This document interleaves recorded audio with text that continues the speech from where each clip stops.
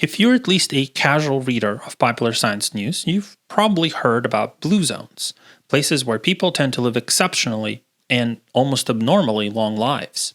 For decades, scientists scrambled to figure out the secrets of these blue zones. What made their residents so much more likely to live past 80 and often close to or over 100? Was it their diet?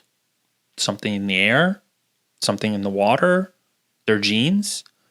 Study after study kept turning up different answers. Usually, very different answers, which is the science equivalent of a red flag. Unless you're missing something absolutely crucial, your conclusions shouldn't be that different. But at last, they've cracked it. We finally now know what made blue zones places where so many people live such long and healthy lives. Bad paperwork. Yeah, you see, in many of these blue zones, the residents' ages were guesstimates because the original birth records were often lost in World War II or regional conflict, or were just never well kept to begin with. And more often than not, no one had the time or the inclination to interrogate war refugees and survivors or just senior citizens with fuzzy memories because they were in the middle of a major rebuilding effort or some global crisis, and they had this wobbling tower of form swaying over their heads.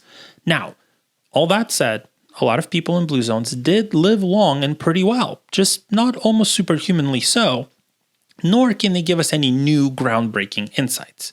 If you stay active, eat a balanced diet low in sugar and salt, and high in lean meats, fish, vegetables, nuts, good fats, and fruits, you'll absolutely live longer and have a way higher quality of life. That's not news to scientists. What they were hoping for is that old people who were living well past 100 years old in certain places had a little extra help, some secret ingredient to longevity and health, one that they could reproduce in places where we're flooded with junk food and sedentary lifestyles thanks to bad urban planning and jobs that don't respect us or care about our health and nonstop stress. You know, something to give us a fighting chance. It's just too bad that the secret ingredient was shoddy paperwork.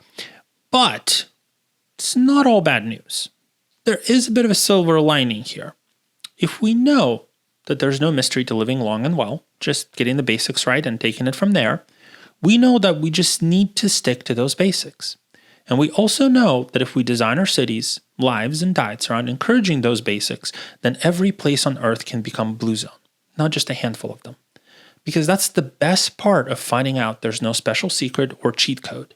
It means that anyone could, at least theoretically, do it.